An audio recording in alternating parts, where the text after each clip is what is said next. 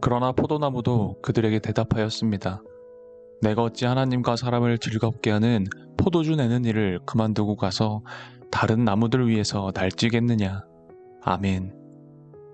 사사기 9장은 사사였던 기드온의 아들 아비멜렉이라는 인물을 다루고 있습니다. 사사 기드온에게는 아내가 많이 있었고 그로 인해 아들이 70명이나 되었죠. 아비멜렉은 아버지 기드온이 죽은 후 권력에 대한 야욕을 채우기 위해 끔찍한 일을 저지릅니다. 자신을 한 나라의 왕으로 생각해 차기 왕이 되고자 형제 70명을 죽여버립니다. 아비멜렉은 아버지 기드온이 죽자 세겜으로 갑니다. 세겜은 아비멜렉의 외갓집이 있었습니다. 아비멜렉은 그곳에서 외삼촌들과 외조부 집에 온 가족들에게 왕권 도전을 이야기합니다. 그때 아비멜렉은 그들의 환심을 삽니다. 그리고 왕권 도전을 위해 필요한 정치 자금으로 은 70개를 세겜 사람들로부터 기부받습니다. 9장 4절을 보면 아비멜렉이 은 70개로 건달과 불량배를 따르게 했다고 되어 있습니다. 이렇게 동원된 용병으로 아버지의 아들 70명을 죽였습니다. 아버지의 집에 있는 오브라에 가서 그 형제 70명을 한 바위 위에서 죽이는데 기드온의 막내 아들이었던 요담만이 겨우 살아남게 됩니다. 이렇게 해서 세겜의 모든 사람들이 아비멜렉을 왕으로 삼았습니다. 아비멜렉의 야욕은 성취되었지만 정당한 방법으로 얻지 못한 왕권은 결코 오래가지 못했지요. 아비멜렉이 왕이 되는 과정을 보면 어느 것 하나 정당한 것이 없었습니다. 그는 권력에 눈이 멀어 죄를 짓게 하고 결국 사망에 이르고 맙니다.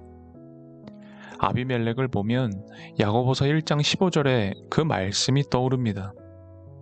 욕심이 잉태한즉 죄를 낳고 죄가 장성한즉 사망을 낳는다.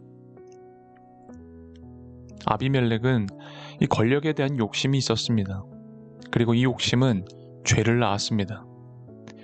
형제를 살인하였고 부정한 돈을 기부받았고 그리고 그 돈으로 사람들을 사서 자신을 따르게 합니다. 그런데 그의 죄는 이 형제들을 살해하기 전부터 이미 문제가 있었습니다.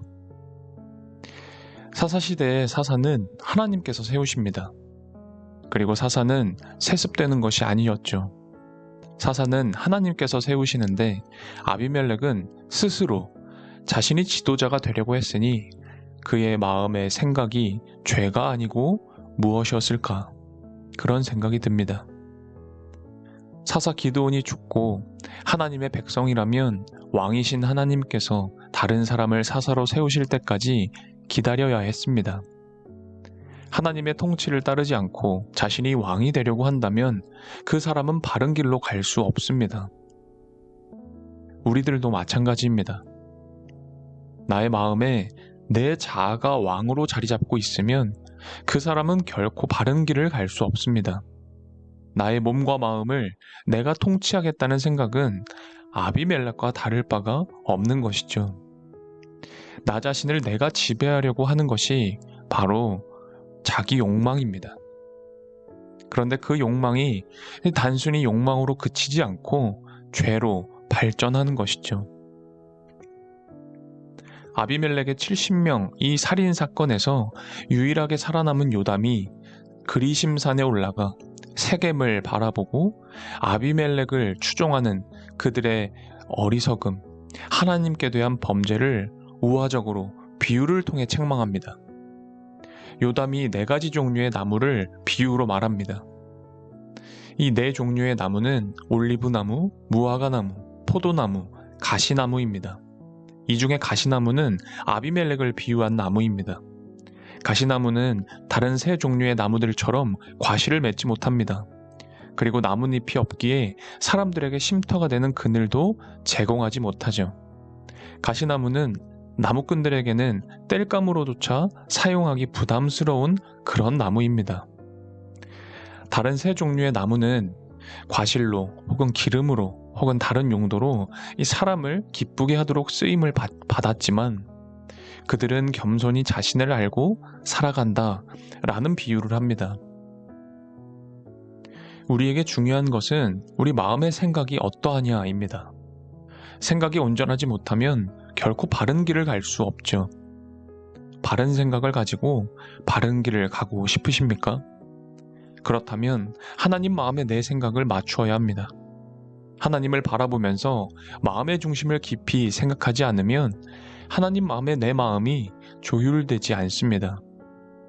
조율을 잘 하기 위해선 우리 매일 삶 속에서 하나님의 말씀을 묵상하고 기도하는 시간을 가져야 합니다. 하나님의 말씀과 기도를 통해 하나님의 마음에 내 마음을 조율하는 것입니다. 오늘도 나의 뜻, 내 욕망을 버리고 내려놓고 하나님의 도우심을 바라는 사람들이 되기를 간절히 기도드립니다. 주님, 저희들을 각각의 모습으로 불러주셔서 감사드립니다.